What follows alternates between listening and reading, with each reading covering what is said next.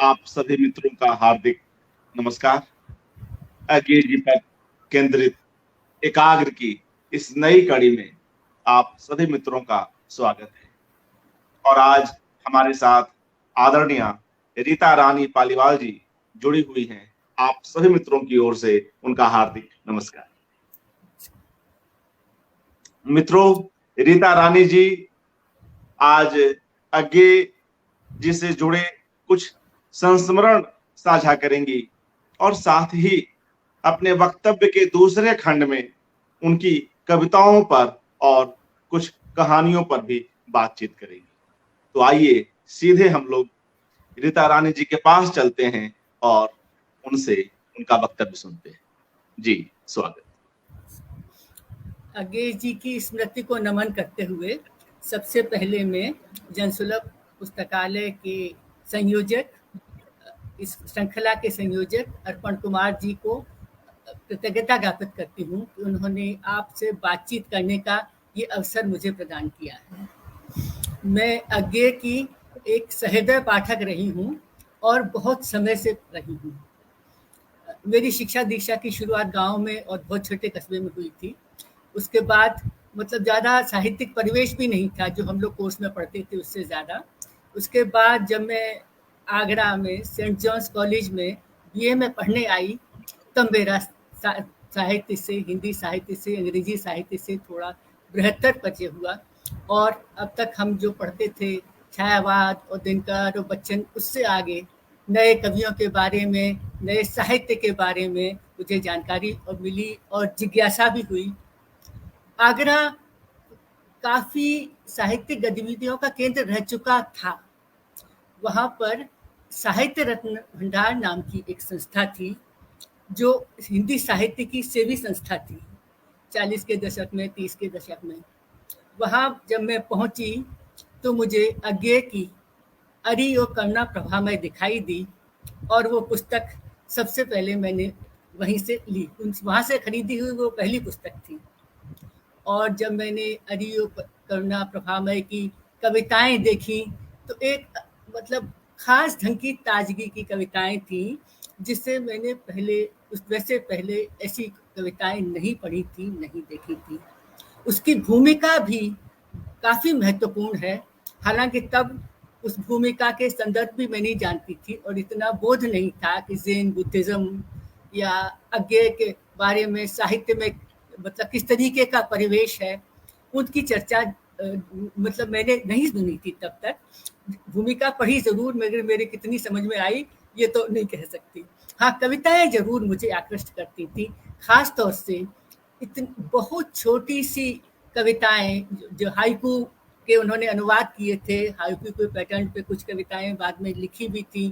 तो ऐसी काफ़ी चीज़ें थी जो मुझे नई और बड़ी ताजगीपूर्ण लगी। उसके बाद अज्ञे को और पढ़ने की कोशिश की, उनके बारे में बातचीत होती रही।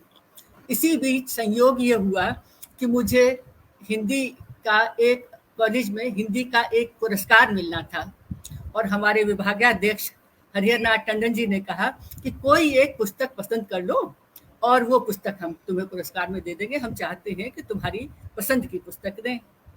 तो मैंने सीधे कहा कि मुझे शेखर एक जीवनी चाहिए। जब मैंने ये कहा, उन्होंने कहा वो तो हरगिज नहीं मिल सकती, क्योंकि हम शेखर एक जीवनी से बिल्कुल सहमत नहीं हैं और हम उसे साहित्यिक कृति नहीं मानते। मुझे बहुत समझ में नहीं आया, मगर ये जरूर समझ में आया कि जो है ये अज्ञे को लेकर हमारे जो एकेडमिक परिवेश था, जो साहित्यिक परिवेश था, उसमें कई तरीके के आक्रोश, कई तरीके की दुविधाएं हैं। मगर मुझे भी था कि मैं अज्ञे की चीज़ ही पढ़ना चाहती थी। दोबारा उन्होंने मुझसे पूछा, मैंने कहा मुझे तो वही चाहिए। तो उन्होंने कहा नहीं, वो नहीं ले सकती, अज्ञे की कोई और कृति बता दो। तो मुझे तब सूझा कि मैं क्यों ना नदी के द्वीप के लिए इनसे कहूँ। जब मैंने वो कहा तो टंडन जी मेरी बात मान गए और मुझे वो किताब पुरस्कार में मिल गई। इस तरह अज्ञे की कथा साहित्य में मेरा पहला एक्सपोजर नदी के द्वीप से हुआ और उसके बाद फिर मैंने और रचनाएं पढ़ी उनकी और अज्ञे के बारे में जाना। उसके बाद 1969 में जब मैं दिल्ली आई, तब साहित्य के विस्तृत परिवेश से मेरा परिचय हुआ घर में भी और बाहर भी, और काफ़ी लोगों से मिलने जुलने का अवसर मिला उस समय। और सभी विचारधाराओं के सभी तरीके के लोग हुआ करते थे, तो और अज्ञे जी से भी मिलने बैठने का अवसर मिला। साहित्य अकादमी तथा अन्य संस्थाओं में कभी कभार उनके भाषण सुनने का भी अवसर मिला। और उसके बाद मैं जान पाई कि नहीं, अज्ञे को लेकर बहुत तरीके की कुछ एक्सट्रीम धारणाएं हैं, काफ़ी लोग उनके विरोधी हैं। और हमारे घर में साहित्यिक मित्र लोग भी आते थे, टीचर कम्युनिटी के लोग भी आते थे, तो काफ़ी लोग अज्ञे को बहुत नापसंद करते थे, काफ़ी पसंद करने वाले थे। तो एक बार हमारे ऐसे ही एक मित्र आए हुए थे, उन्होंने कहा कि हम उनकी कविता जो है जो भारतीय परिवेश से नहीं जुड़ती है और आम आदमी से तो जुड़ती नहीं है, जन संस्कृति से तो जुड़ती नहीं। तो मैंने उनसे कहा कि ये कविता मैं आपके सामने कहती हूँ, और मुझे ध्यान आया कि वह जो मिट्टी गोड़ता है, कोदई खाता है और गेहूं उगाता है, उसकी मैं कथा हूँ। वह जो मड़िया में मिट्टी खोदता है, मड़िया में रहता है, महलों को बनाता है, उसकी मैं आस्था हूँ। मैंने कहा कि ये कविता क्या आपको जन सामान्य से जुड़ी हुई नहीं लग रही? तो उनका उत्तर था कि नहीं, वो उनकी असली संवेदना नहीं है। मैंने कहा ये हम लोग कैसे तय कर सकते हैं कि उनकी असली संवेदना क्या है, और किसी की संवेदना को हम झूठा कहें, ये तो हमारा हक नहीं है। एनीवे, वो बातचीत जो है इस तरीके की काफ़ी होती थी, हम लोग उसमें भागीदारी करते थे। और जब कभी आयोजनों में अज्ञे जी को सुनते थे, तो उनको सुनना अपने आप में बहुत बड़ा जो है उपलब्धि होती थी, हमारी जानकारी में भी, अज्ञे जी के स्वभाव से संबंधित भी, और बहुत सी ऐसी नई जानकारियाँ मिलती थी। कई बार हम लोग उनसे मिलने भी जाते थे, और उनके सहज सौम्य व्यक्तित्व में बड़ा ही स्नेह और वात्सल्य भाव हुआ करता था, जो अपने से छोटे को हमेशा सम्मान देते थे, और उसकी जानकारी और उसकी जो है प्रेरणा मिलती थी उनसे मिलने के बाद। उसके बाद धीरे धीरे अज्ञे विरोधी और अज्ञे समर्थकों का परिवेश मिलता रहा, काफ़ी चीज़ें जानते करते रहे। फिर उसके और ये चलता रहा लंबे समय तक, मगर हम उनकी रचनाएं पढ़ते रहे, और उनकी रचनाओं के बारे में गोष्ठियों में भी होते रहे।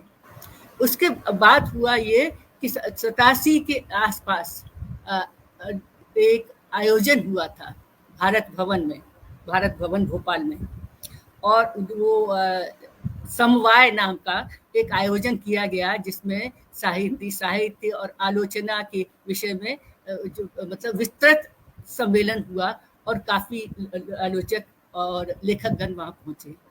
पूर्वाग्रह के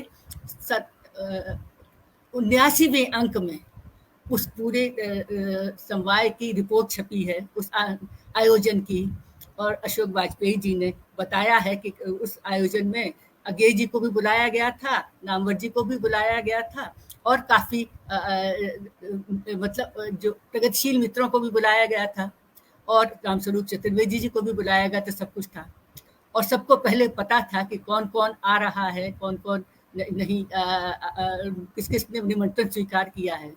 मगर हुआ ये कि काफ़ी लोगों ने जाने से इनकार कर दिया। उन्हें लगा कि नहीं, जो है ये आयोजन जो है एक तरीके की साजिश के तहत हो रहा है, और वो जिसमें अज्ञे जी को भी निमंत्रित किया जा रहा है, और वे इससे सहमत नहीं हैं। और साहित्य में उनकी साहित्यिक गतिविधियाँ, उसके में उनका दखल अज्ञे को पसंद नहीं था, अज्ञे का दखल उनको पसंद नहीं था। तो उसमें काफ़ी लोग नहीं गए। हाँ, और ये आयोजन हुआ 87 के मार्च के अंतिम सप्ताह में।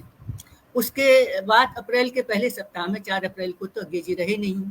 तो उस आयोजन की जो चर्चा है, जिसमें वाजपेयी जी ने काफ़ी आपत्तियां उठाई, और वो नामवर जी उस आयोजन में आए हुए थे, और बहुत सम्मान पूर्वक अज्ञे जी के लेखन की प्रशंसा और अज्ञे जी के योगदान की चर्चा किया था।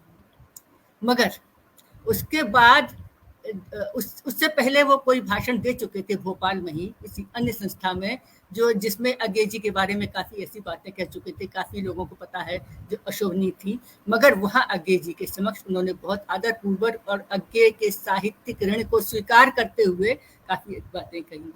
मगर एक हफ्ते के भीतर ही अज्ञे जी जब नहीं रहे, उसके बाद उन्होंने जो पत्रकारिता में इंटरव्यू दिए, जो अपना लेखन किया, उसमें उनकी राय बिल्कुल बदली हुई थी और वो जो है अज्ञे जी पर आक्षेप लगा रहे थे। निर्मल वर्मा, अज्ञे, रमेश शाह जैसे लोगों को रूपवादी, कलावादी और जो चीजें कह रहे थे।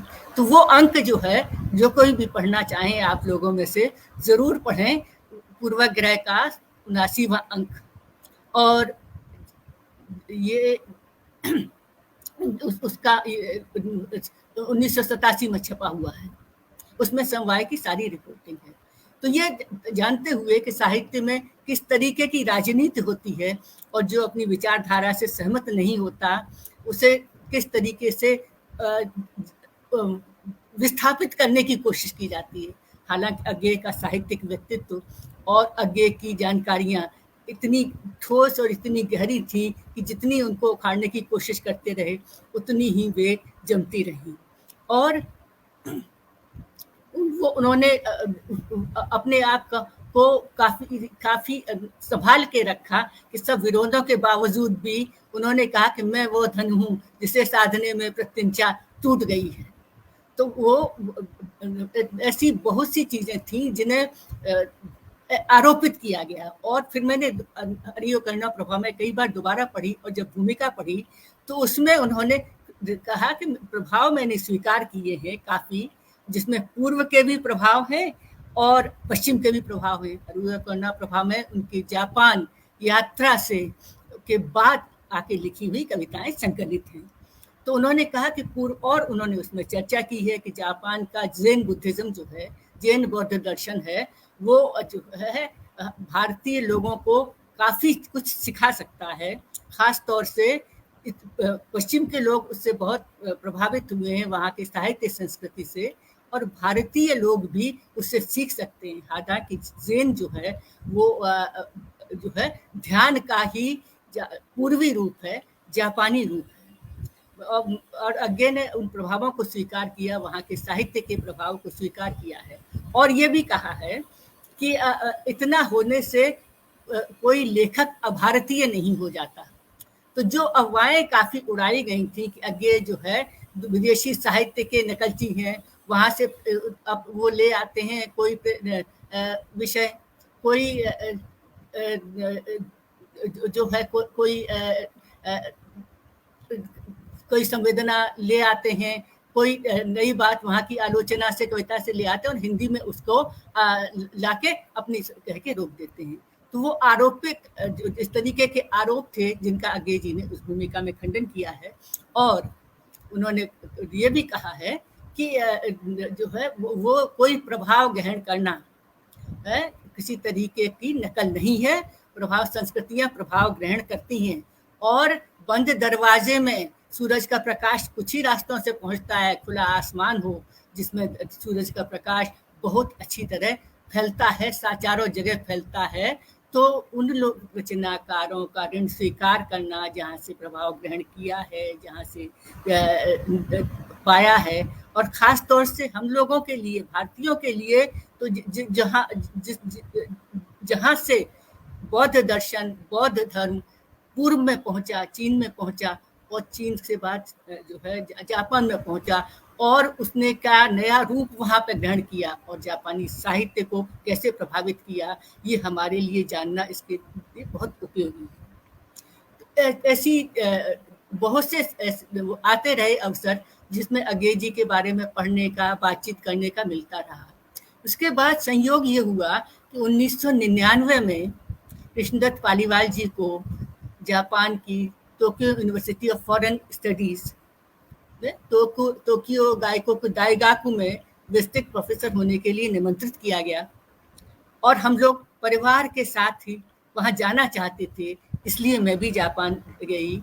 और जापान में रहते हुए मैंने जापान की साहित्य संस्कृति के अध्ययन का, वहाँ के नाटकों के अध्ययन का और वहाँ की काफ़ी ऐसी चीज़ों को जानने की कोशिश की जो मुझे कभी-कभी भारतीय संस्कृति के आसपास की दिखाई देती थी, काफ़ी बिल्कुल नई दिखाई देती थी।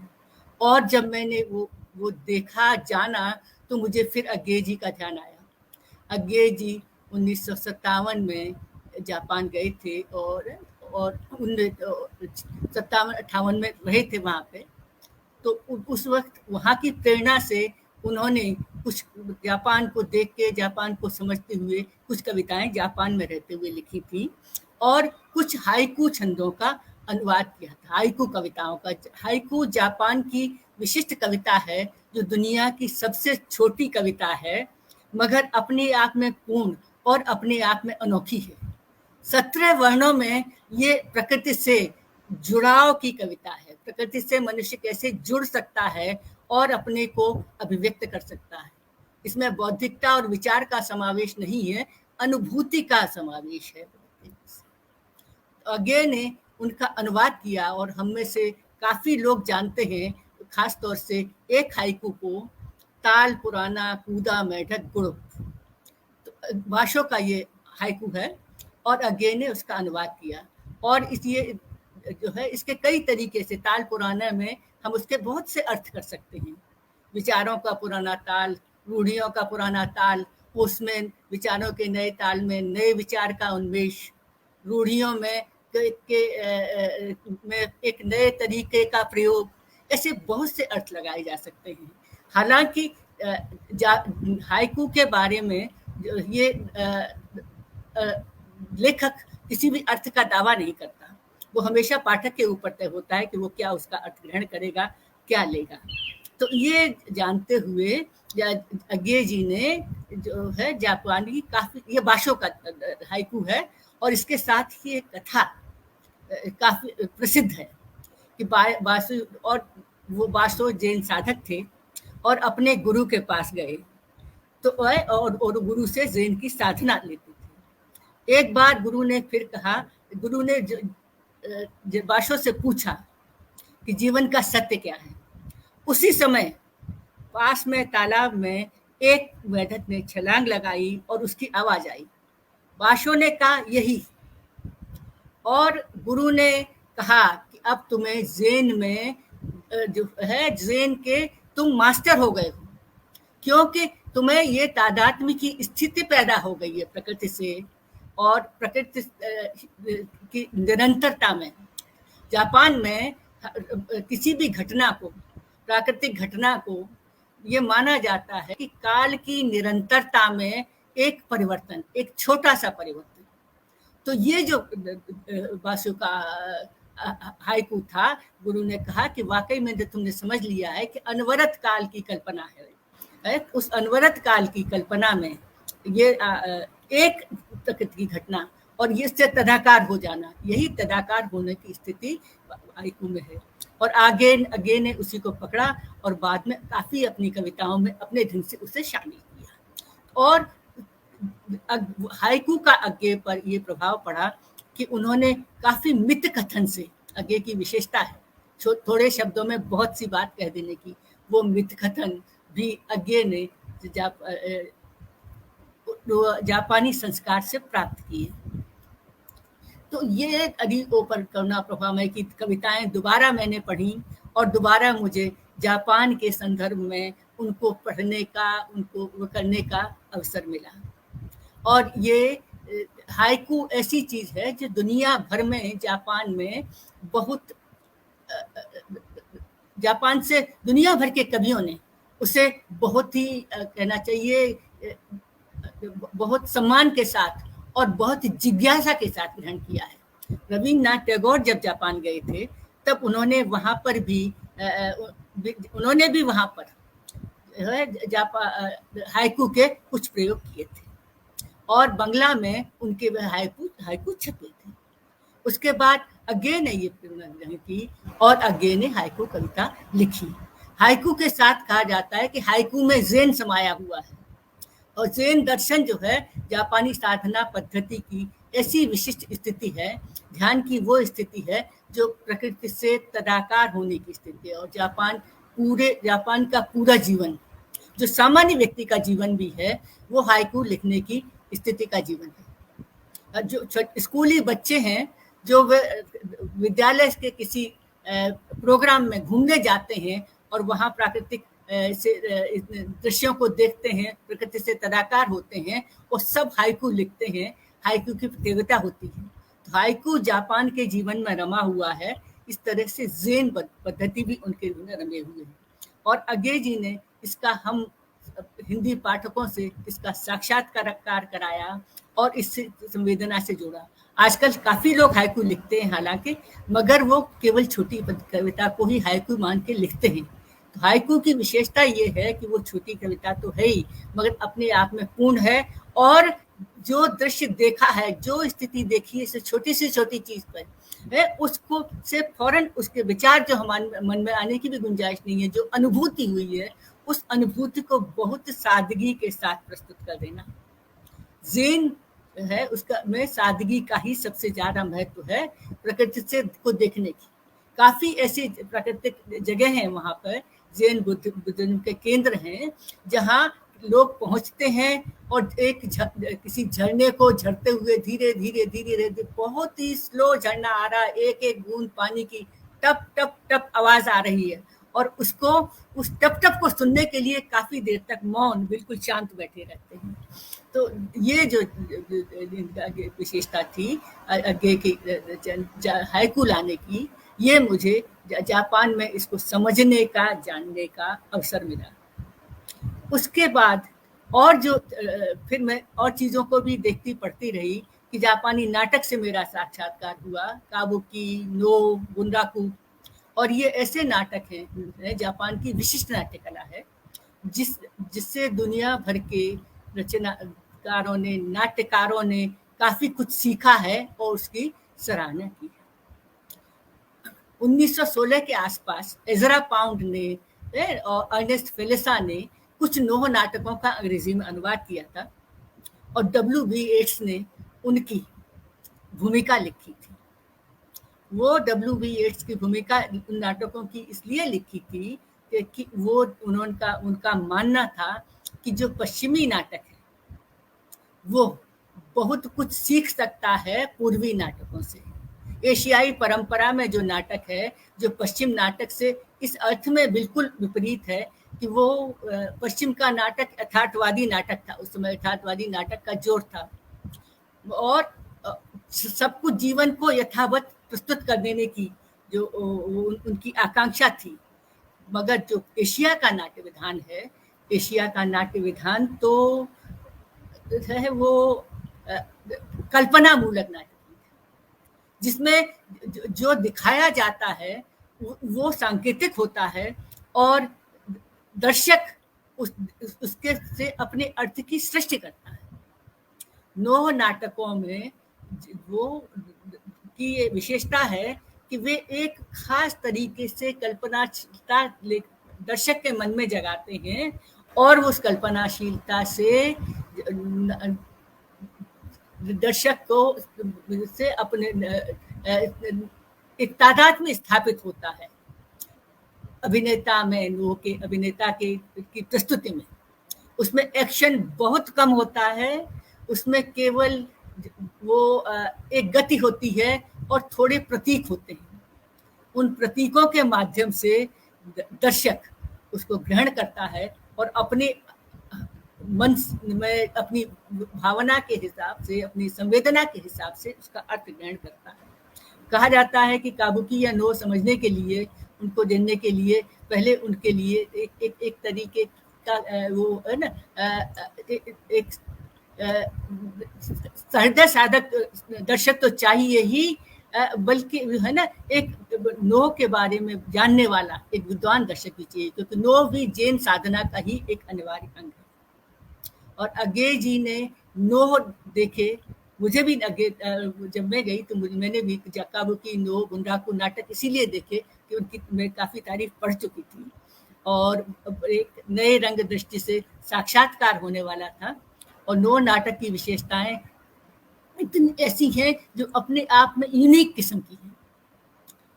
इस अर्थ में यूनिक किस्म की हैं कि में कोई तेज एक्शन नहीं, मगर बिना तेज एक्शन के बहुत सीधे सीधे भी, बहुत ही धीमी गति में भी वे उसका वो करा सकती हैं। अपना संप्रेषण व्यापार जो है वो बहुत ही प्रभावपूर्ण होता है। अज्ञे जी ने 1965 में एक नव नाटक लिखा, उस जापानी प्रभाव से, उस उत्तर प्रियदर्शी नाम का नाटक है। और उत्तर प्रियदर्शी जो है वो एक भारतीय इतिहास की घटना पर आधारित नाटक है। भारतीय इतिहास की महत्वपूर्ण घटना है। हम सब जानते हैं कि कलिंग विजय के बाद अशोक को अपने द्वारा किए गए नरसंहार पर बहुत अधिक पश्चाताप हुआ और उनका हृदय परिवर्तन हो गया। हालांकि मतलब जो हम लोग भारतीय महात्मा बुद्ध की परंपरा को जानते हैं, वो उस हृदय परिवर्तन की और घटना से भी हमें याद है कि कैसे अंगुलीमाल का महात्मा बुद्ध से मिलने के बाद हृदय परिवर्तन हुआ था। तो अशोक के इस हृदय परिवर्तन की घटना पर अज्ञे जी ने ध्यान किया कि इतिहासकार तो इसमें नहीं, इसके बारे में कुछ नहीं कहते, मगर साहित्यकार इसके बारे में, उस साहित्यकार को जरूर बात करनी चाहिए। और उन्होंने इस संबंध में अध्ययन किया और उन्होंने से पाया कि फाहियान और हुएनसांग के विवरणों में एक अशोक मगध में एक अशोक के महल के पास एक खंबा मिला है, जिसकी चर्चा फाहियान ने की है, बाद में हुएनसांग ने भी की है। और ये अशोक के द्वारा स्थापित नरक का खंबा है। अब ये अशोक के द्वारा स्थापित नरक का खंबा है ना, वो अशोक, हम सब जानते हैं कि अशोक बहुत ही कहना चाहिए अहंकारी और काफी निर्दयी किस्म के सम्राट थे। और विजय करने में का उन्हें अहंकार था कि वो मतलब सबसे बड़े विजेता थे। तो उन्होंने कहा कि ये एक बार वो घूमते हुए वन में से निकल रहे थे, दो पहाड़ियों के बीच उन्होंने एक दृश्य देखा जहाँ काफी यातनाएं लोगों को दी जा रही थी। उन्होंने पता लगाने की कोशिश की, तो ये था स्थित, मतलब सत्य ये था वहां पर, वहां के बारे में कथा ये है कि वहाँ प्रेतों का राजा प्रेतों को दंड देता है। तो अशोक ने कहा कि प्रेतों का राजा अगर प्रेतों को दंड दे सकता है तो मैं क्यों नहीं दंड दे सकता। मैं भी एक नरक बनवाऊंगा और ऐसे व्यक्ति को ढूंढूंगा जो ये नरक जो को वो कर सके और उस नरक का संचालन कर सके। और मैं भी अपने विरोधियों को, मैंने युद्ध तो जीत लिया मगर लोगों के मन में से मेरा विरोध नहीं किया, मैं अपने विरोधों को उस नरक को सौंपूंगा। और उन्होंने एक ढूंढा, एक बहुत क्रूर व्यक्ति को बुलाया, उसे कहा कि मैं एक नरक बनवा रहा हूँ, उसका बहुत ही मजबूत दरवाजा होगा, जो उसके अंदर चला जाएगा वो बाहर नहीं निकल सकता और उसे वहां यातना दी जाएगी। तो यातना देने के लिए जो उन्होंने नरक बनवाया, उस नरक को, और अशोक ने कहा कि इसमें जो भी आएगा वो बाहर नहीं निकल सकता, चाहे सम्राट खुद ही क्यों ना आए। तो सम्राट जो खुद जो पहुंचने की बात थी, ये बहुत ही गंभीर बात थी। कोई सब लोग वहां से आते जाते डरते थे, मगर फिर भी किसी न किसी स्थिति में लोग भूले भटके पहुंच भी जाते थे। और अशोक बहुत प्रसन्न था कि मैंने अपने विरोधियों के लिए ये नरक बनाया हुआ है। एक दिन घटना ये घटी, एक बौद्ध भिक्षु वहां पहुंचा और उस चलते चलते उस नरक के द्वार के अंदर प्रवेश कर गया। और द्वार के अंदर प्रवेश कर गया तो नरक के जो का शासन करते हुए, घोर नाम है रखा है अज्ञे ने अपने उत्तर प्रदेशी नाटक में, इसके लिए कि घोर ने कहा कि अब तो तुम यहाँ आ गए, यहाँ से जा नहीं सकते, हम तुम्हें दंड देंगे। तो भिक्षु ने कहा कि ये मध्याह्न का समय है, मुझे भोजन कर लेने दीजिए। तो थोड़ी देर भोजन के लिए उसे अवसर दिया गया। उतने में उसने देखा कि कोई और व्यक्ति वहां घुस आया है और उसे कोल्हू में पीस दिया गया है और उसके रक्त की झागदार ज्वाला बहने निकली है। तभी भिक्षु को बोध हुआ कि जीवन कितना नश्वर है, इतनी जल्दी खत्म हो जाता है। और उसके बाद जब भिक्षु को गरम खोलते कढ़ाई में डाला गया, तेल के कढ़ाई में, तो भिक्षु को जीवन की निस्तारता पता चल चुकी थी। और एक अद्भुत घटना ये घटी कि भिक्षु का कढ़ाई में जला नहीं। वो सबने देखा कि नरक का प्रेत शोर जो था वो खत्म हो गया और भिक्षु एक कमल के पर पद्मासन लगाए बैठा हुआ बहुत प्रसन्न बैठा। और तब वे सब लोग भाग के सम्राट के पास आए कि आज तो एक अद्भुत घटना घटी है, एक व्यक्ति ने वहां प्रवेश किया है और आप खुद चल के देखिए कि वो नरक में उसे दंड दिया ही ना जा सका। वो बहुत प्रसन्न बैठा है, कमल के ऊपर बैठा है। तो सम्राट ने कहा कि मैं तो वहां जा नहीं सकता क्योंकि मेरा प्रवेश वहां वर्जित है। तो उनके कर्मचारियों ने कहा कि देखिए ये व्यवस्था का नियम है, आपने खुद बनाया है, आप नियम बनाने वाले हैं, तो ये इसको नियम को बदल भी सकते हैं। ये तो राजकीय नियम है जो आपकी आज्ञा से बदला भी जा सकता है, मगर ये घटना इतनी अद्भुत है कि हमारी बात का भरोसा मत करिए, स्वयं पहुंचिए। जब अशोक वहां पहुंचे और उन्होंने देखा कि वो इतने शांत चित्त बिल्कुल प्रसन्न बैठे हुए हैं, तो उन्होंने पूछा कि ये हुआ कैसे, ये घटना घटी कैसे, आप इतने प्रसन्न कैसे बैठे हुए हैं। वो घटना देखते अशोक ने कहा कि ये कैसे हुआ है। उन्होंने कहा कि ये जो है, मैं अज्ञे जी के उत्तर प्रदेशी से इसको कुछ पंक्तियां यहाँ पे कोट करती हूँ। उन्होंने कहा कि तुम्हारे मन में जो है स्वयं को सौंपी सत्ता के माध्यम से विनाश की भावना पैदा हुई है, पर उन्होंने कहा कि पर वह सत्ता नहीं तुम्हारी, शासन सार्वभौम आत्यंतिक अनलंघ्य, वह जो है उसका भी उत्स वही है, पहचानो तो।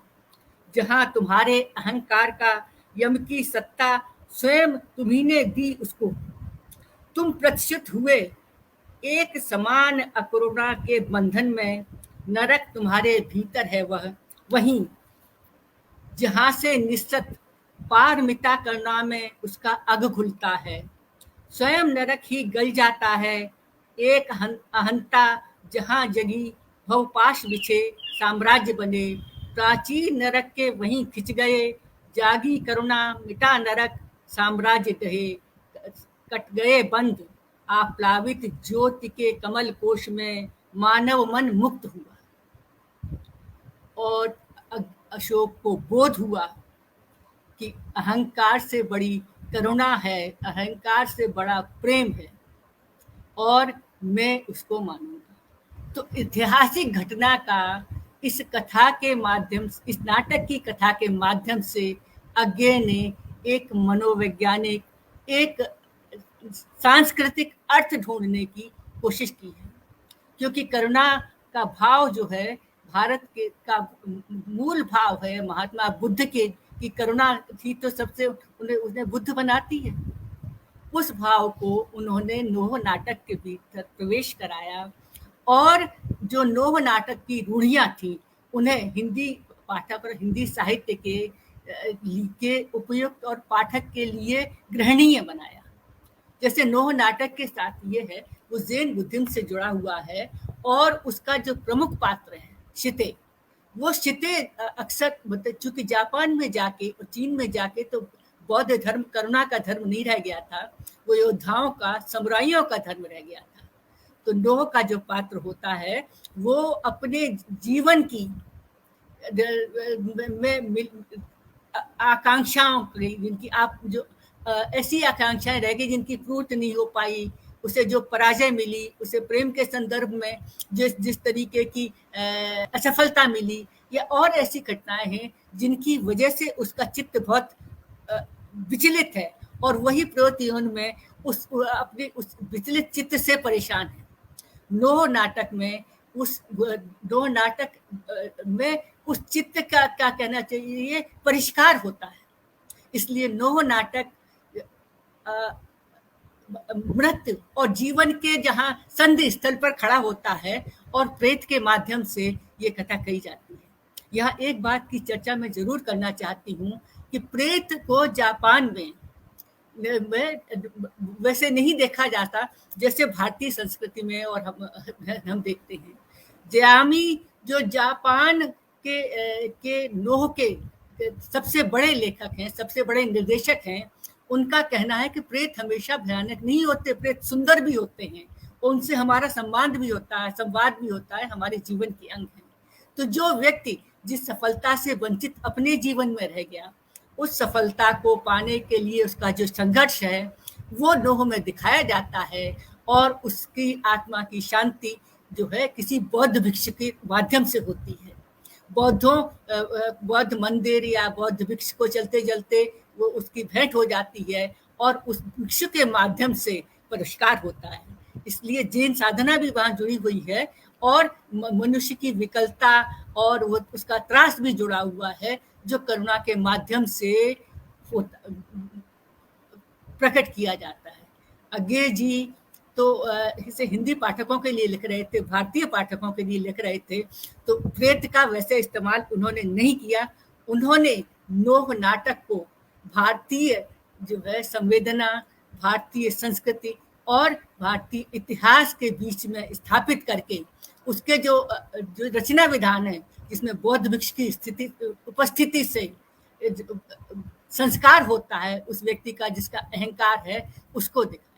तो ये नया एक प्रयोग किया हिंदी में और ये इसकी प्रस्तुति भी 1967 में त्रिवेणी कला संगम में पहली बार की गई, जिस प्रस्तुति की तैयारी में अज्ञे जी ने भाग लिया और अज्ञे जी लक्ष्मी नारायण लाल ने इसकी प्रस्तुति की और लक्ष्मी नारायण लाल को नोह के बारे में समझाने के लिए अज्ञे जी आते थे जब रिहर्सल होती थी उस वक्त। और नोह नाटक का जो मंच है वो बहुत सादगीपूर्ण एक मंच होता है। अक्सर इसका मंचन जापानी मंदिरों के प्रांगण में किया जाता है जहाँ पीछे एक चीड़ का वृक्ष होता है और एक खंबा होता है, क्योंकि नोह नाटक का जो अभिनेता है वो बहुत बड़ा मास्क पहनता है तो उसे बहुत दिखाई नहीं देता, बहुत धीरे धीरे चल के आ रहा होता है। उस खंबे से उसे थोड़ा अंदाज लगता है कि मेरे खड़े होने की जगह कहाँ है, कहाँ से मुझे प्रस्तुति देनी है। तो वो रही और ऐसे लोगों से भी मुझे मिलने का अवसर मिला जिन्होंने उस प्रस्तुति में भागीदारी की थी, उसकी तैयारी में भागीदारी की थी और मुझे पता चला कि वो प्रस्तुति बहुत प्रयास से हुई। अज्ञे जी, कपिला जी, वे सब उसमें दिलचस्पी लेते हुए वहाँ मौजूद रहते थे, किंतु वो प्रस्तुति बहुत प्रभावी नहीं हो सकी, इसलिए कि नोह के रचना विधान से, नोह की शैली से हमारा दर्शक भी बहुत परिचित नहीं था और बहुत स्लो चलने वाले नाटक का, काव्य नाटक का वो रूप विधान नहीं हो सकता था। मगर यहाँ ध्यान देने की बात है खास तौर से कि अज्ञे जी भारतीय इतिहास और भारतीय संस्कृति के अवगाहन की परंपरा में चलते हैं। हमें बात ध्यान आती है जो 6वां दशक में शाही जी ने कही है कि आगे के समय में अज्ञे प्रसाद की परंपरा में ही आके जाएंगे, क्योंकि और ये नोह नाटक उत्तर प्रियदर्शी प्रसाद के नाटकों की परंपरा से जुड़ता है। हमें ध्यान देना चाहिए, प्रसाद ने कहा था कि इतिहास का अनुशीलन किसी भी जाति को अपनी गिरी हुई दशा में उठाने के लिए बहुत सहायक हो सकता है। और उन्होंने भारतीय नवजागरण के समय में जो चेतना के विस्तार के लिए नवजागरण की इतिहास का शोध किया और ऐतिहासिक नाटक लिखे। वो अलग बात थी कि प्रसाद जी के समय में उपयुक्त रंगमंच मौजूद नहीं था, तो और काफ़ी आलोचकों ने आरोप लगाए कि उनके नाटक मंचनीय नहीं है। वो सत्य बाद में विस्थापित हो गया। हमारे बड़े बड़े निर्देशकों ने प्रसाद के बहुत अच्छे प्रस्तुतियाँ की, बहुत प्रभावी प्रस्तुतियाँ की। ये उत्तर प्रदेशी के साथ भी ऐसा ही हुआ। 67 में जब इसका मंचन हुआ, 7 मई 1967 को, तो वो बहुत सफल नहीं हुआ था। मगर लंबे समय बाद एक बार रतन थियम ने इसकी प्रस्तुति की 1999 में, और उन्होंने इसकी प्रस्तुति मणिपुरी अनुवाद में की। उन्होंने इसका मणिपुरी अनुवाद कराया और मणिपुरी में इसकी प्रस्तुति की। और उसका भी खास महत्व ये है कि उन्होंने मणिपुर की सामरिक कलाओं को है उसमें शामिल किया।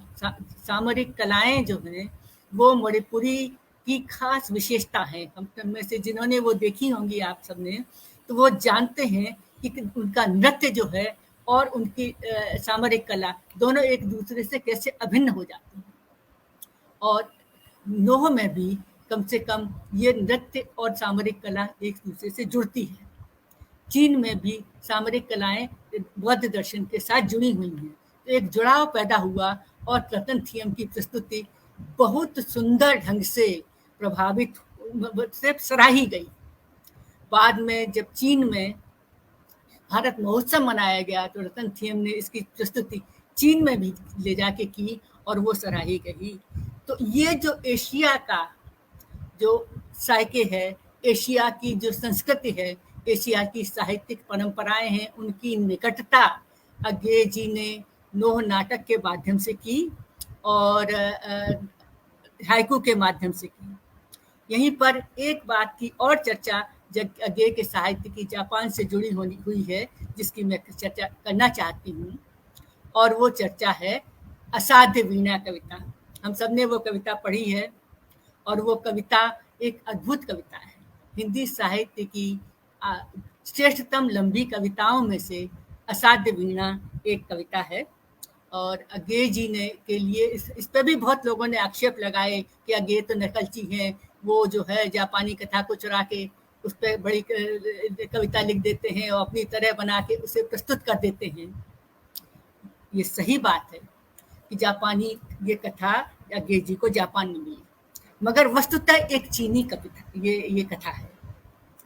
और वो कथा मुझे जापान के नवजागरण के एक बहुत बड़े चिंतक लेखक ओकाकुरा काकुजी की में मिली।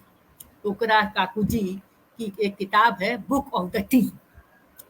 चाय जो है वो चीन में और जापान में केवल भोजन का हिस्सा नहीं है, केवल आनंद का हिस्सा नहीं है। चाय वहाँ पर टी सेरेमनी है, उसका ट्रांसलेशन किया है अंग्रेज जापानी में, उसे कहते हैं चा नो जू, और वो है कि चाय का मार्ग और जापानी संस्कृति का अभिन्न अंग है। ये मानते हैं कि जापानी साहित्य, कला, दर्शन, ज़ेन, उन सब का वो मौजूद है और जापानी व्यक्ति को चाय संस्कृति में ढलना जरूरी है। हालांकि हमें ये बात थोड़ी अजीब सी लगती है कि चाय की भी कोई संस्कृति हो सकती है, क्योंकि हम सब तो टी पार्टी के आदी हैं, मगर ऐसा नहीं है। जापान में चाय एक जापानी संस्कृति का अभिन्न अंग है और चाय की सेरेमनी के माध्यम से जापानी ज़ेन दर्शन का सबक सीखता है। जापानी अपनी कलाओं को समझना, जानना, पहचाना सीखता है और चाय के माध्यम से जापान की सभ्यता संस्कृति का पूरा जो सोफिस्टिकेशन है वो भी चाय के माध्यम से आता है। अन्य व्यक्तियों का सम्मान करने की कला है वो भी जापान से आती है।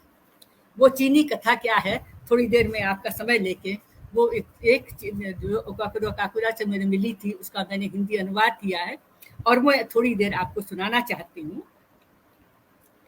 वीणा साधना नाम की कविता है, प्लेइंग ऑफ द हार्प।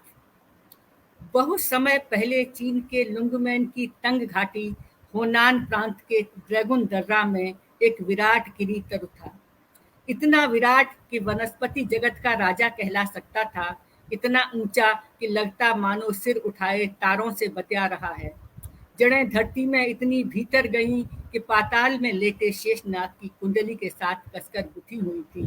कहा जाता है एक बार एक बेमिसाल प्रवीण शिल्पी ने इस गिरी तरु की लकड़ी से एक अद्भुत वीणा तराशी, जिसके तारों पर दुनिया का श्रेष्ठतम संगीतज्ञ ही स्वर साध सका। तो वीणा जब चीन के सम्राट को भेंट की गई तो वे इस अनूठी वीणा को देखकर बहुत प्रसन्न हुए और उसे एक अमूल्य धरोहर के रूप में संभाल लिया।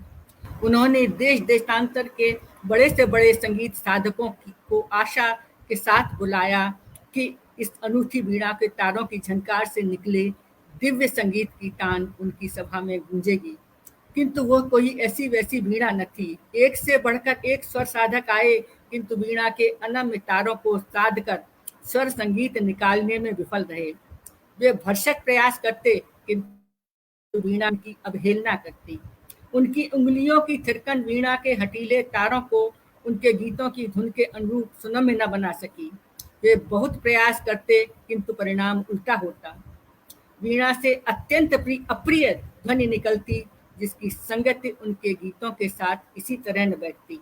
ऐसा लगता मानो वीणा किसी को भी साधक के रूप में स्वीकार करने को तैयार न थी। वह असाध्य ही रहना चाहती थी। आखिरकार एक दिन वीणा वादकों के सिरमौर राजकुमार पेरिवोव आए। उन्होंने अपने हाथ के कोमल स्पर्श से वीणा को दुलार पूर्वक सहलाया, मानो कोई अनियंत्रित घोड़े को थामने की कोशिश कर रहा हो। फिर हौले से तारों का स्पर्श किया, वीणा को नमन किया और गाना शुरू कर दिया। उन्होंने प्रकृति के गीत गाए, बदलती ऋतुओं के, ऊंचे पहाड़ों से गिरते झरनों के, वेगवती नदियों के गीत गाए, हवा के झूमते पत्तों के, डालों के, सरसराती पत्तियों पर टपकते ओस की बूंदों के, वर्षा के भीगती डालियों के गीत गाए। किरी तरकी बीती स्मृतियों का संसार जाग उठा। स्मृतियों में लुंगमैन की घाटी सजीव हो उठी। उसे याद आई शाखाओं से खेलते वसंत की मादक पवन की मधुर भीनी गंध। पहाड़ से निकल घाटी की ओर दौड़ते थिरकते नाचते, नई चटकती कलियों से अटखेलियां करते प्रपात। थोड़ी ही देर में सुनाई दी गर्माती अलस हवा में लंबी नींद से जागते अनगिनत कीट पतंगों की गुनगुन गुनगुन झुनझुन, और वर्षा के तेज से तेज झुलसती गर्मी के तपती धरती पर छाए घुमड़ते गिरते बादल, पटपट पड़ती वर्षा की बूंदें, कोयल की कुहकन, शेरों की गर्जन से गूंजती घाटी। शरद की सोनी रात में ओस की बूंदों पर चमकती चांदनी, जाड़े की लंबी घनी अंधेरी रातें, झरती बर्फ की फुहारों के बीच उड़ते चक्कर खाते हंसों के झुंड, डालों को बेरहमी से झकझोरती पटपट गिरती ओलों की बौछारें। थोड़ी देर बाद पेवोह ने प्रेम के गीत की मधुर रागिनी छिड़ी। सारा अरण्य वन भावों में डूबे उत्कट प्रेमी की तरह अपने आप में डोल उठा। सुंदर सफेद बादल दर्द से दीप्त सुंदरी की भांति आकाश में तैरने लगा, अपनी लंबी गहरी छाया धरती पर फैलाता, मानो वह अपने प्रेमी से दूर बनाए रख उसे तरसा रहा हो। थोड़ी देर बाद पेवोह ने फिर राग बदला और वीरता और शौर्य के गीत गाना शुरू कर दिया। युद्धभूमि में खनकती तलवारें, हिननाते दौड़ते रौंदते घोड़ों के गीतों की संगति में वीणा के तारों से लुंगमैन की घाटी में आए तूफानों का स्वर फूटने लगा। आकाश में कौनती कड़कती बिजली, बादलों से झांकता जल देवता ड्रैगन भीषण गर्जन के साथ झंझावात, पहाड़ों से टकराती वनस्पतियों को रौंदती महावृष्टि की तान गूंज उठी। भाव समाज की अवस्था के दिव्य क्षणों में राजा ने जब पेवोह से उनकी सफलता का रहस्य पूछा, तो उनका उत्तर था, महाराज, मुझसे पहले इस वीणा को साधने की कोशिश करने वाले साधक इसलिए विफल रहे कि उन्होंने अपने गीतों पर वीणा की तारों से रागिनी छेड़नी चाहिए। मैंने ऐसा नहीं किया। मैंने अपने को वीणा की धुन पर छोड़ दिया, कर दिया समर्पित। फिर ठीक ठीक पता नहीं क्या हुआ, वीणा पेवोह में खो गई या पेवोह वीणा में खो गया। ये हम असाध्य वीणा को देखते हैं तो हमें महसूस होता है कि यही कथा वहाँ मौजूद है।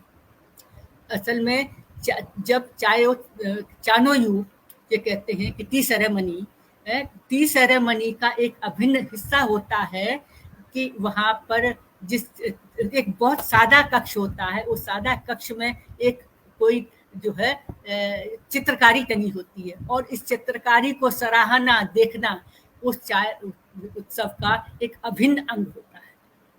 यानी कला के को अप्रिशिएट करना, उसको समझ पाना, जानना, उसके प्रयास करना, ये जापान की टी सेरेमनी का एक अभिन्न अंग होता है। तो ये एक मतलब रूढ़ी के रूप में भी वहाँ मौजूद है। मगर अगे ने जब इस कथा को लिया है तो उन्होंने उसे भारतीय संदर्भों में, भारतीय परंपरा में और वहाँ पर प्रस्तुत किया है।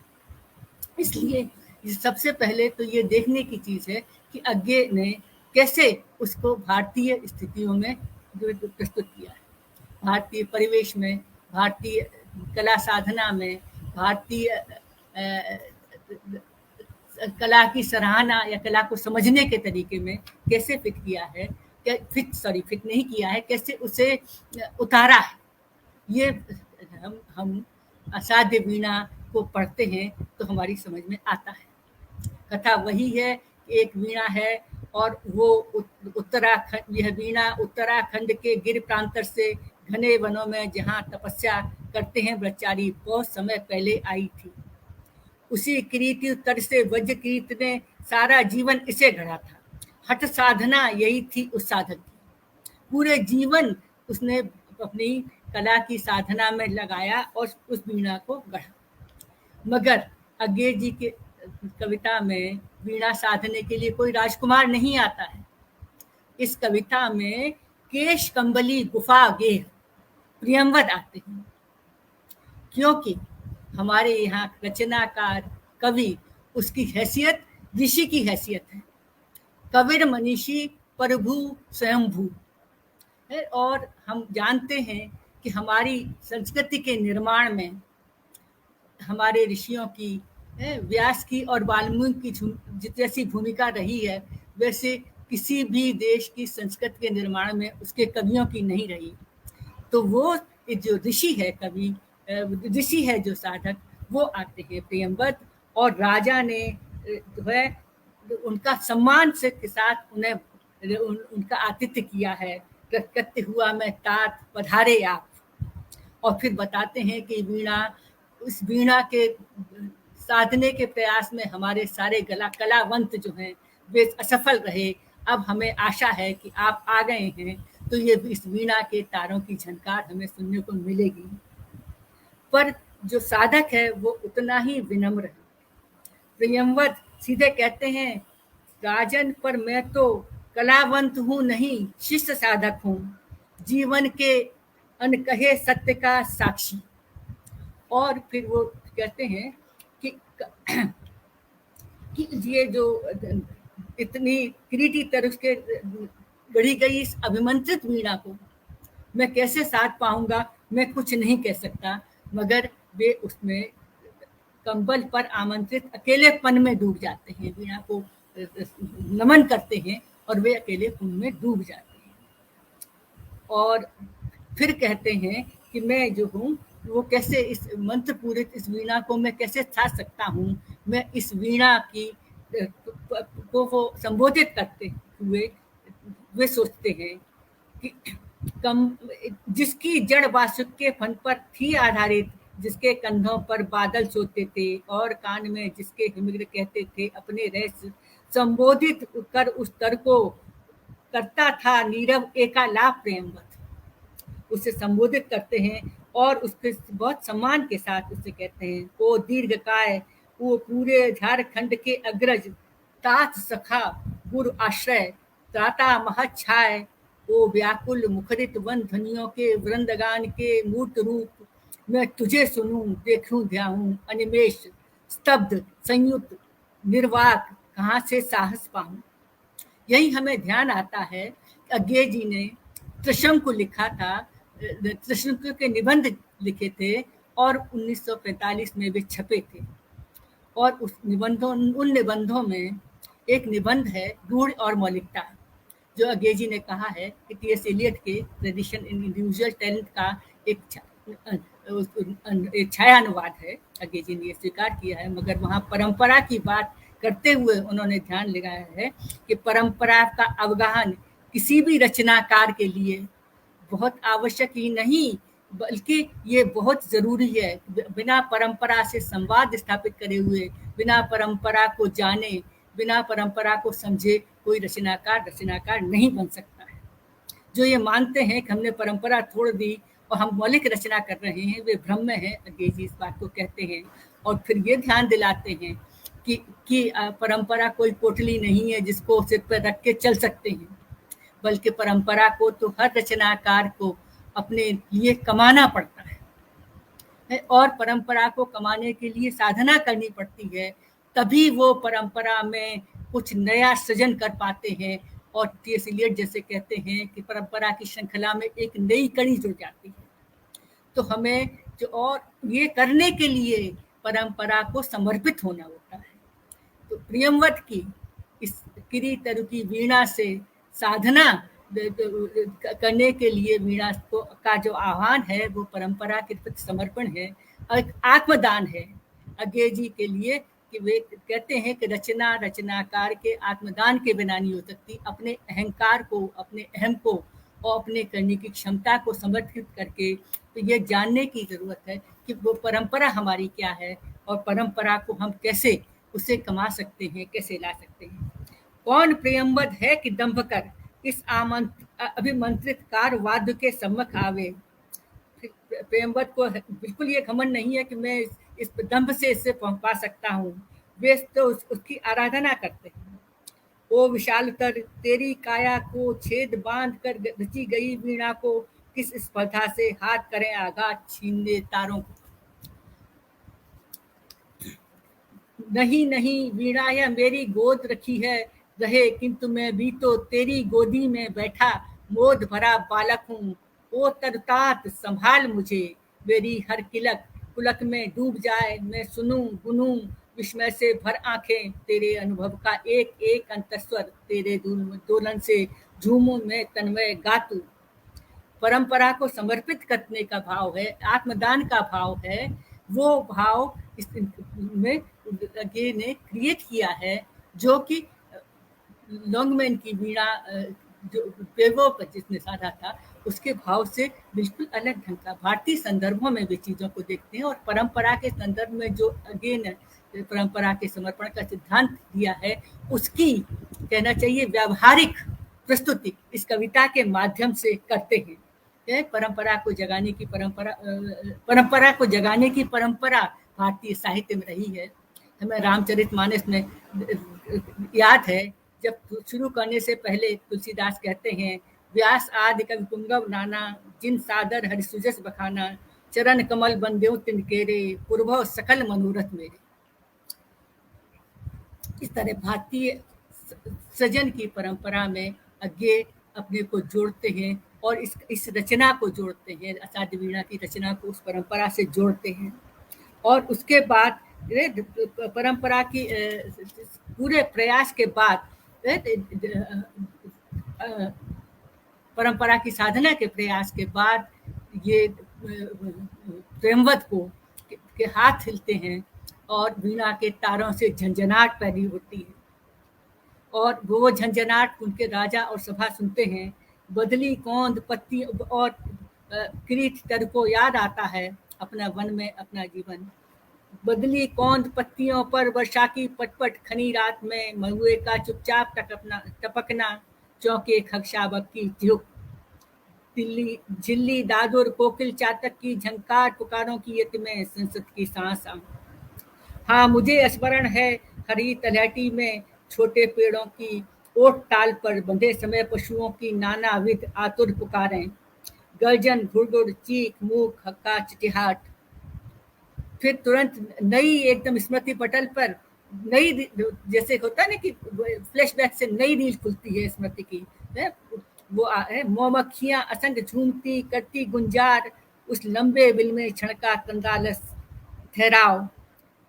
वो बसंत का की याद आती है। फिर प्रत्येक चित्र स्तब्ध विजड़ित करता मुझको, मैं सुनता हूँ पर हर कंपन स्वर लेता मुझको मुझसे शोक वायुनाद सा मैं उड़ जाता हूँ, पर मुझको मैं भूल गया हूँ।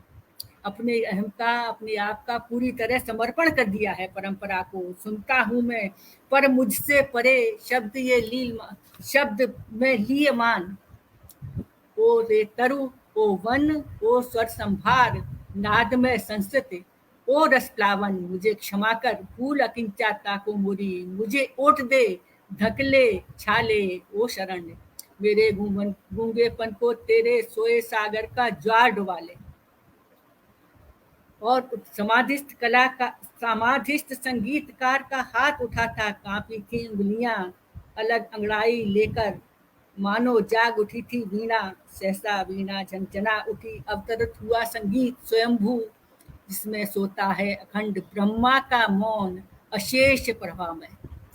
डूब गए सब एक साथ, सब अलग अलग एकाकी पार तेरे, राजा रानी राजा की सभा, सब उसमें तल्लीन होके डूब गए, सबका तादात्म्य हो गया उस संगीत से, मगर सबने उसको अपने अपने ढंग से अलग अलग ग्रहण किया। कोई नाटक, कोई प्रदर्शन कला की कोई प्रस्तुति, कोई संगीत, कोई प्रस्तुति जब हम देखते हैं तो हम सब सामूहिक रूप से उसे देखते हैं, मगर अपने भावों के अनुसार, अपनी मनस्थिति के अनुसार उसे ग्रहण करते हैं। तो वो उस ग्रहण करने की स्थिति का फिर यहाँ पे अज्ञे जी ने जिक्र किया है। ये सब अलग अलग एकाकी पाठ तेरे, यानी राजा ने सुना मानो कि जय देवी उनसे प्रसन्न होकर स्वयं मंगल गीत गा रही हैं, कहीं दूर से उनकी यश कीर्ति की दुंदुभी बज रही है, किंतु सब सहसा उन्हें लगा विजय की महत्वाकांक्षा, ईर्षा, द्वेष, चाटुकारिता सब उनके राज मुकुट के से जुड़े हैं, और राजा को लगा कि उनका राजमुकुट हल्का होने लगा है। राजा होने का अधिकार सुख कितना सारहीन है, हमें स्कंदगुप्त याद आता है, अधिकार सुख कितना मादक और सारहीन है। राजा को कहा कि ये जब सुख है, ये इस कला के सामने कितने बेमाने हैं। कंचन तो धर्म भाव, कर्तव्य भाव है, जिस पर अपना जीवन न्यौछावर कर सकते हैं।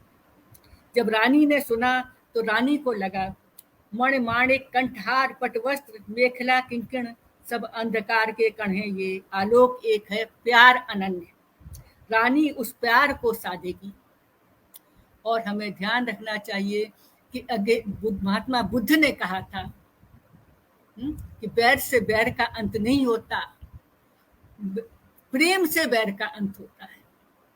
और महात्मा बुद्ध की यह परंपरा भारतीय कविता में तब लगातार चली आई। हम भक्त कवियों को देखते हैं तो कबीर कहते हैं ढाई आखर प्रेम का पढ़े सो पंडित हो, और सूरदास, तुलसीदास और अब्दुल रहीम खान खाना, सब पूरी भक्ति काव्य की परंपरा प्रेम को अपनाने की और दूरी को करने की परंपरा है। जो भारतीय संदर्भों में ये रानी का ये जो प्यार साधने की जो बातचीत कही है, वो परंपरा के भीतर से कवि ने उस बात को निकाला है। और बाकी और बहुत सभा देख रही थी, सबने अपनी अपनी मनस्थिति की तरफ देखा। किसी ने देखा कि ये कृपा बा के प्रभुओं का आतंक से मुक्ति का आश्वासन है, किसी को लगा कि तिजोरी में भरी सोने की खनक है, और किसी को लगा बहुत दिनों के बाद बटोही में अन्न की सौंधी शुद्ध खुशबू। जिसकी जैसी स्थिति थी जीवन में, जिसका जैसे मनोभाव था, वैसे उसने देखा। किसी को नई वधू की सहमी पागल पायल की ध्वनि दिखाई दी, किसी को शिशु की किलकारी, किसी को लगा कि नहीं ये जीवन के से मुक्ति की स्थिति है। ऐसे अलग अलग सबने देखा और वहां तक पहुंचे। मगर जब राजा ने पूछा वीणा वादन पूरा हो जाने के बाद कि ये प्रियंवत आपने इसकी साधना कैसे कर ली, इससे पहले तो कोई साध नहीं पाया था। तो वो कहते हैं, प्रियंवत का उत्तर है, श्रेय नहीं कुछ मेरा, मैं तो डूब गया था स्वयं शून्य में, वीणा के माध्यम से मैंने अपने को सब कुछ को सौंप दिया था। सुना आपने जो वह मेरा नहीं न वीणा का था, वह तो सब कुछ की तथता थी। महाशून्य वह महामौन अविभाज्य अनाप्त अद्रवित अप्रमेय, जो शब्दहीन सब में गाता है। तो फिर अहंकार का भाव त्याग के ये जो है परंपरा से मिली हुई शक्ति को स्वीकार करना और आत्मदान की स्थिति इस नाटक में, इस कविता में दिखाई देती है।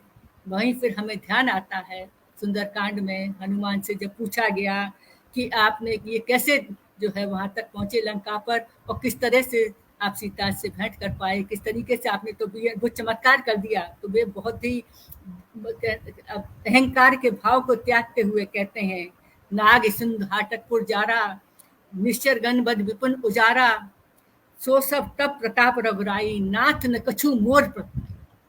ये फिर परंपरा है, संस्कृति है भारतीय, जिसमें अहंकार का परित्याग करते हुए, विनम्रता सीखते हुए अपने को बहुत ऊपर न ले जाके सम्मान की स्थिति पैदा। तो अज्ञे ने असाध्य वीणा के माध्यम से भारतीय परंपरा का शोधन किया है और अपने आप में एक अद्भुत और एक क्लासिक कविता की रचना की है, और ये जापान का प्रतिनिधित्व है।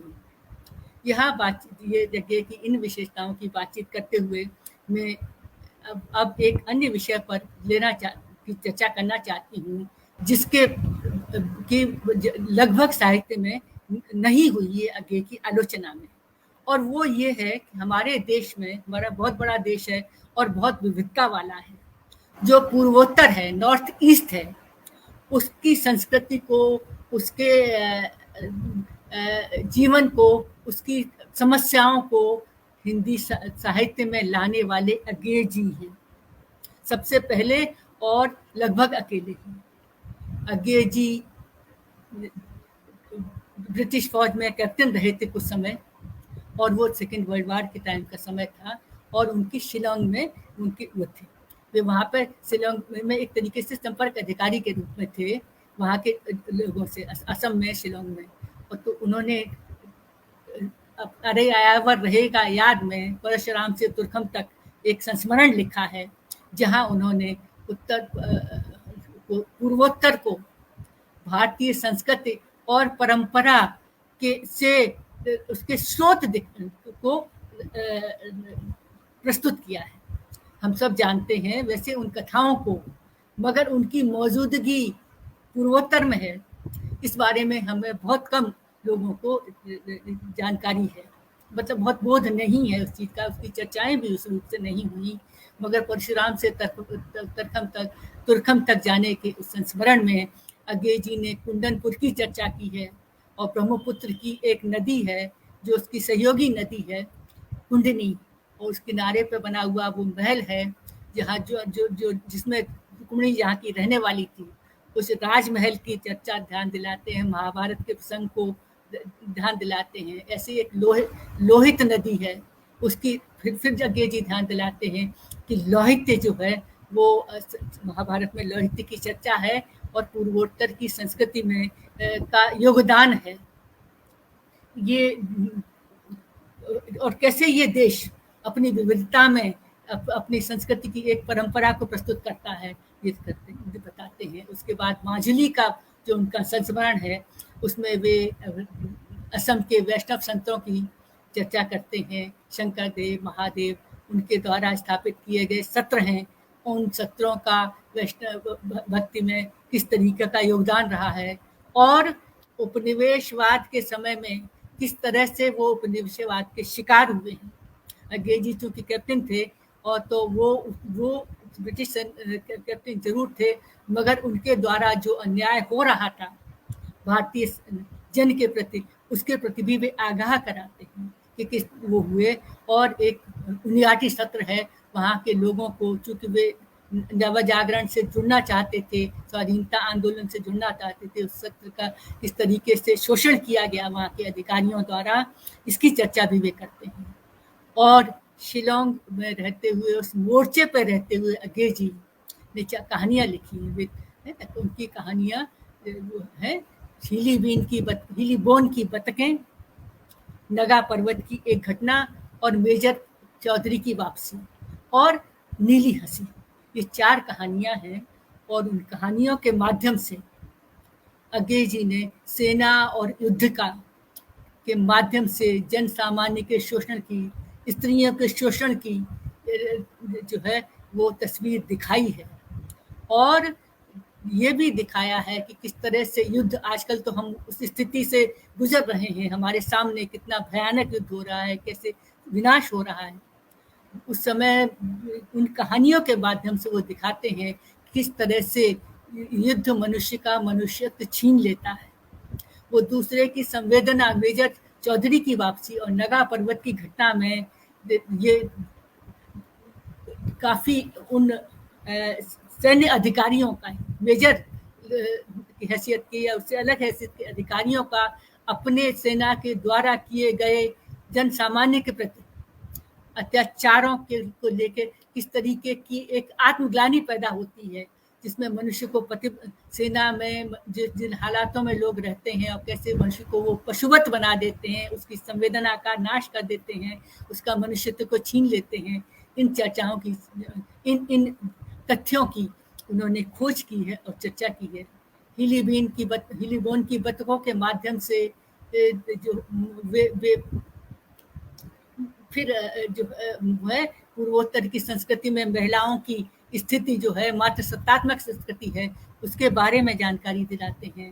और इसके अलावा वे ये भी जानकारी दिलाते हैं कि स्त्रियों का शोषण कैसे, यहाँ का जो सभ्य जन है, जो सैन्य जन है, वो सब जगह कैसे शोषण किया जाता है। तो पूर्वोत्तर की बहुत सी समस्याओं के प्रति वे अपनी रचनाओं में हमें ध्यान दिलाते हैं। वो भी ऐसा पक्ष है अज्ञेय के लेखन का जिस पर बहुत कम चर्चाएं हुई हैं, मगर इसके अधिक देखने की, अधिक चर्चा करने की और इसके शोध की आवश्यकता है। बहुत धन्यवाद आप सबका कि आपने मेरी बात को सुना और मुझे जो है ये बोलने का अवसर अर्पण कुमार जी ने दिया। मैं दोबारा उनसे अपना आभार व्यक्त करती हूँ। नमस्कार जी, बहुत बहुत नमस्कार रीता रानी जी, इस बेहद ज्ञानवर्धक वक्तव्य के लिए। और मित्रों, हमने देखा कि इन तमाम संदर्भों के बीच किस तरह से रीता रानी जी ने अज्ञेय साहित्य के कुछ खास पक्षों पर प्रकाश डाला। बहुत ही महत्वपूर्ण बातचीत, और अज्ञेय जी पर ये लगातार चिंतन मनन करती रही है। इनकी पुस्तक है जिससे संबंधित कई बातें यहां हुई, अज्ञेय के सृजन में जापान। यह भी एक बेहद शोधपरक पुस्तक है रीता रानी जी की, जिसमें अज्ञेय साहित्य को लेकर रीता रानी जी कई कोणों से विचार करती हैं और स्वयं अज्ञेय किस तरह से जापानी साहित्य से, हाइक्यू से, वहां के रंगमंच से प्रभावित रहे, उसकी भी, वहां की भी कई वानगी, उस अज्ञेय साहित्य के भी कई महत्वपूर्ण अंशों को परिशिष्टों के रूप में इस पुस्तक में रखा गया है। तो जो मित्रगण अज्ञेय के साहित्य में इन कुछ दूसरे पक्षों को देखना चाहते हैं, उनके लिए भी यह पुस्तक काफी उपयोगी है। और तमाम मित्रगण जुड़े हुए हैं, उन सब की प्रतिक्रियाएं हमें मिल रही हैं। और एक बार पुनः मैं आपका हार्दिक आभार करता हूं रीता रानी जी कि आप समय निकाली और यह एक बेहद व्यवस्थित आलोचकीय वक्तव्य हम सभी के सामने आ सका। बहुत बहुत आभार आपका और तमाम मित्रों का जो इस कार्यक्रम से जुड़े रहे। शुक्रिया।